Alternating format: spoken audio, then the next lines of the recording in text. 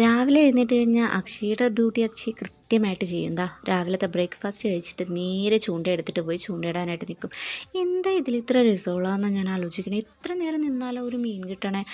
എൻ്റെ പൊന്നി, എനിക്ക് ആലോചിക്കാനേ വയ്യാട്ട. അതുകൊണ്ട് തന്നെ ഞാൻ ഈ പരിപാടിക്ക് നിൽക്കാറില്ല. ഇത് നമ്മുടെ സ്വന്തം തെങ്ങാട്ടാ. കായലിൻ്റെ സൈഡിലോട്ട് നീങ്ങി നിൽക്കുന്നതുകൊണ്ട് ഇതിലെ തെങ്ങൊന്നും തന്നെ നമുക്ക് കിട്ടാറില്ല.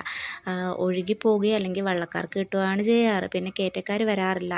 തെങ്ങ് വളഞ്ഞതായതുകൊണ്ട് അവർക്ക് പാടാണ്.